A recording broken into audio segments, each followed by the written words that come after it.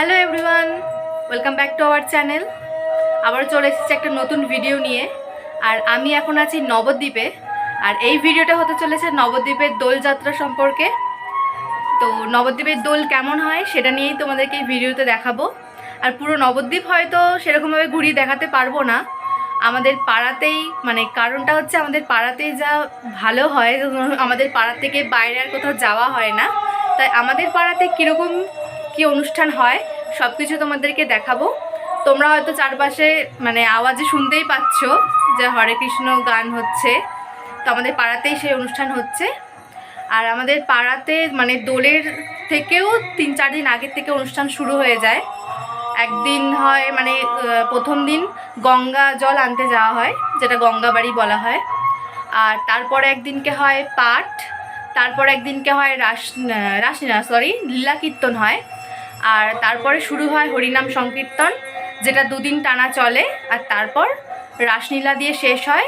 আর তারপরের দিন হবে সকালে পরিক্রমা, আর দুপুরবেলা ভোগ আরতি এবং উৎসব মহোৎসব হয়ে অনুষ্ঠান শেষ হয়। তো আমি যেহেতু প্রথম মানে দোলের আগের দিন এসেছি নবদ্বীপে, তাই তার আগের অনুষ্ঠানগুলো তোমাদেরকে দেখাতে পারবো না। কিন্তু আজকের পর থেকে যা যা হবে, যা যা আমি দেখবো, সেইগুলোই তোমাদের সাথে শেয়ার করব। তো চলো ভিডিওটা দেখতে থাকো, আশা করি ভালোই লাগবে। বাড়ি থেকে যখন বেরিয়েছি মন্দিরে যাব বলে, তখন দেখি আমার দাদার ছেলে বাড়িতে ন্যাড়াপোড়া করছে, সঙ্গে আমার জেঠিমারাও রয়েছে। তাই ওকে বলছিলাম যে বল ন্যাড়াপোড়ার ছড়াটা। তো ছোটোবেলায় আমরা ন্যাড়াপোড়া করতাম, কত মজা হতো, সব দিনগুলো সবাই ভুলেই গেছি আমরা। তো যাই হোক, তারপর ওখান থেকে আমাদের মন্দিরে চলে আসলাম। এই দেখো, এটা হচ্ছে আমাদের মন্দির। আর কত সুন্দর করে মন্দিরটা সাজানো হয়েছে। প্রতিবারই আমাদের এখানে এরকম পুরো মাঠ জুড়ে এরকমভাবে প্যান্ডেল করা হয়, আর সুন্দর করে সাজানো হয় মন্দিরটাকে ফুল দিয়ে। কত সুন্দর লাগছে মন্দিরটা দেখতে। আর প্রতি বছরই আমরা মানে আগে যখন আমরা ছোট ছিলাম, আমরা একসাথে সব এরকম সাজাতাম, কত মজা করতাম। সব দিনগুলো এখন স্মৃতি হয়ে রয়ে গেছে, কিছুই আর করা হয় না, সবাই বড় হয়ে গেছে। তো দেখো ঠাকুরটাকে কত সুন্দর করে সাজিয়েছে মন্দিরের কাকু, লেহেঙ্গা পরিয়েছে, দারুণ লাগছে। আর এই রকম নাম সংকীর্তন হয়, টানা 2 দিন ধরে হচ্ছে। আমি যেহেতু আগে আসতে পারিনি, তাই আগের দিনগুলো দেখাতে পারিনি। আর ওখান থেকে তারপর আমাদের বেরোনোর কথা ছিল না, তারপর মা আর আমি একটুখানি বেরিয়েছিলাম। তাই সেখানে যেতে যেতে দেখলাম, মানে রাস্তায় দেখছিলাম যে পরিক্রমা বেরিয়েছে, তো সেটাই একটু ক্যাপচার করে নিলাম। আর কিছু কিছু জায়গায় পুজো হয়েছে, তো সেগুলোও তোমাদের সাথে শেয়ার করব। এটা হচ্ছে নবদ্বীপেরই একটা মন্দির। এখানেও তখন আমরা যখন গেছিলাম তখন ওখানে কীর্তন হচ্ছিল, সন্ধ্যা আরতি হচ্ছিল, তো সেটাও আমরা একটু দেখতে পেলাম। আর ওখানে দেখলে তো বাইরে তারকা রাক্ষসী সাজিয়েছে, ওটাও ন্যাড়াপোড়ার জন্যই সাজানো হয়েছিল। আর আরেকটা জায়গায় এরকম গোপাল পুজো হচ্ছিল, আর সঙ্গে মহাপ্রভুও ছিল। আর আরেকটা জায়গাতেও এরকম বাসন্তী পুজো হচ্ছিল, আর পাশে ছিল মহাপ্রভু, সেখানেও আরতি হচ্ছিল আর নাম সংকীর্তনও হচ্ছিল। অনেক মহাপ্রভু হয়, অনেক মহাপ্রভু পুজো হয় নবদ্বীপে, গোপাল পুজো হয়, চারিদিকে একই জায়গায় এক একটা পুজো হয়। আর এইটাও আমাদের একটা মঠ নবদ্বীপের, এখানেও খুব সুন্দর করে সাজানো হয়েছিল। আর আজকে আমরা যেই টাইমে বেরিয়েছিলাম না, চারিদিকে আমরা যেখানেই যাচ্ছিলাম সেখানেই তখন সন্ধ্যা আরতি হচ্ছিল, তাই সব জায়গায় সন্ধ্যা আরতি আমরা দর্শন করতে পেরেছিলাম। আর এখানে একটা হয়েছিল সুন্দর গোপসোনা, কি সুন্দর লাড্ডু হাতে গোপালটা বসে আছে, দারুণ লাগছিল দেখতে। আর তারপর আস্তে আস্তে আরেকটা জায়গায় এরকম ফাংশান হচ্ছিল, সেটাও দেখতে পেলাম। তো কিছুক্ষণ সেখানে দাঁড়িয়ে আমরা ফাংশান দেখে তারপর আবারও বাড়ি চলে আসলাম। আর আজকের দিনটা এইভাবেই কাটিয়েছিলাম। তো পরের দিনকেই ছিল হোলি। আর হোলিতে দেখো এই যে আমার দাদার ছেলে রং মেখে অলরেডি ভূত, আর চারিদিকে সবাই দেখছি পুরো রং আবির মেখে ভূত হয়ে গেছে।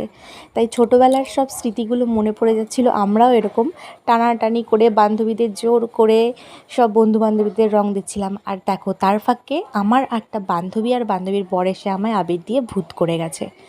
তো সেই ক্লিপ আর নেওয়া হয়নি। তারপর এই আমার বোন ছিল, দাদার ছেলে, দিদির মেয়ে, সবাই মিলে আমাকে একটু আবির মাখিয়ে দিয়েছে, পুরো ভূত হয়ে গেছি আমি। আর অন্যান্যবার সবাই আমরা একসাথে আবির খেলতে বের হই, এবার আর সেরকম বেরোনো হয়নি।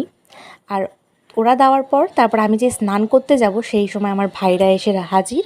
আর তারা দেখো আমায় কি করেছে, পুরো নীল আবির দিয়ে ভূত বানিয়ে দিয়েছে। হ্যালো এভরিওয়ান, তো আজকেই হোলি, তাই সবাইকে জানাই হ্যাপি হোলি। সবাই খুব ভালো থেকো আর এনজয় করো। তো তোমাদের হোলি কেমন কাটলো অবশ্যই কিন্তু কমেন্ট করে জানিও। তো চলো দেখতে থাকো ভিডিওটা পুরো। সন্ধেবেলায় তারপর আমি আর মা মিলে আবারও মন্দিরে গেছিলাম। ওখানে কিছুক্ষণ বসেছিলাম, বসে তারপর মন্দিরের সন্ধ্যা আরতি শুরু হবে বলে আমরা মন্দিরে অনেকক্ষণ বসেছিলাম। আমি ছিলাম, মা ছিল, আমার মামার মেয়েরা ছিল, মামি ছিল, এ দেখো আমার পুচকু বোনও ও গেছিলো, আর এই যে 2 বোনও, সবাই আমরা গেছিলাম মন্দিরেই ছিলাম বসে। আর তারপরেই শুরু হলো সন্ধে আরতি।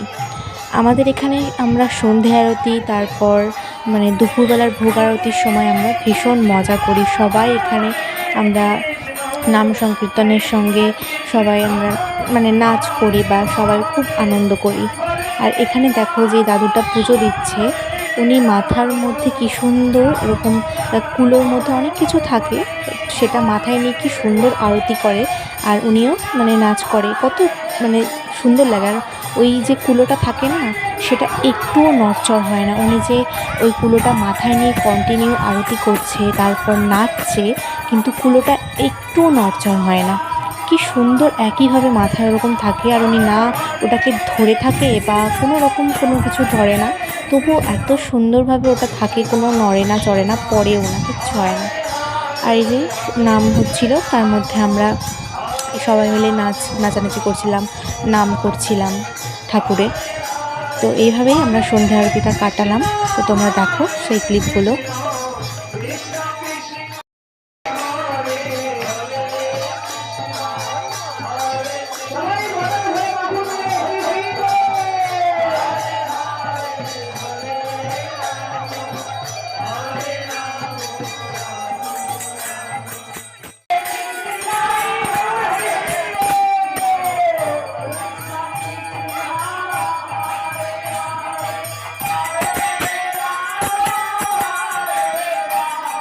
সন্ধ্যা আরতি হয়ে যাওয়ার পর আজকে আমাদের এখানে রাত্রেবেলা রাসলীলা হয়। রাসলীলায় রাধাকৃষ্ণের যে লীলা হয়েছিল সেইগুলোই দেখানো হয়। তো এটা 2 ঘন্টা ধরে হয়েছিল, তাই সমস্ত ভিডিওটা তোমাদের সাথে শেয়ার করা তো পসিবল হয়নি, তাই জাস্ট কিছু একটু মুহূর্ত তোমাদের সাথে শেয়ার করলাম। তো রাত্রেবেলা আমরা এই রাসলীলাই দেখেছিলাম এখানে। তো ভীষণই ভালো লাগে, ছোটোবেলা থেকে এরকম দেখে আসছি আমরা। আমাদের দোল প্রতি বছরই আমরা এইভাবেই কাটাই। তো এইভাবেই আজকে দিনটা কাটালাম। আর পরের দিনই আমাদের এখানে মানে লাস্ট দিন দোলের। তো এখানে সকালবেলা পরিক্রমা হয়েছিল, কিন্তু সেই পরিক্রমায় আমার শরীরটা ভালো ছিল না বলে যেতে পারিনি। আর তারপরই হয়েছিল দুপুরের ভোগ আরতি। এই ভোগ আরতির সময় আমরা আজকে মানে দোলের লাস্ট দিন থাকে, আর আমরা সবাই প্রচুর মজা করি। তো দেখতেই পাচ্ছ তোমরা যে কত লোক আছে, কত ভিড়, ছোট থেকে বয়স্ক সবাই এখানে উপস্থিত থাকে এই দিনে। তো সবাই আমরা প্রচুর মজা করি। তো তোমরা সেগুলোই দেখতে থাকো।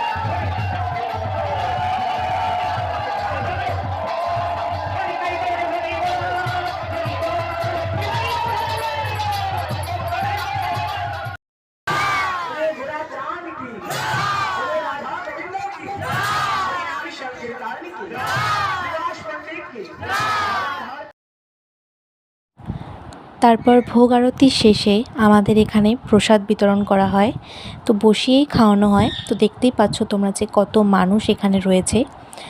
এখানে প্রতি বছরই আমাদের দোলের শেষ দিন ভোগ আরতির পর এরকম প্রসাদ খাওয়ানো হয়। তো প্রসাদে খাওয়ানো হয়েছিল খিচুড়ি, আলুর দম, চাটনি, পায়েস।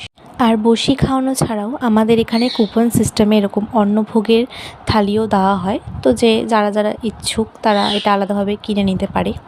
তো যাই হোক, আজকের ভিডিওটা আমি এখানেই শেষ করছি। তো সবাই ভালো থেকো, সুস্থ থেকো। আর আমার ভিডিওগুলো ভালো লাগলে অবশ্যই চ্যানেলটিকে সাবস্ক্রাইব করো আর লাইক, কমেন্ট, শেয়ার করে পাশে থেকো। তো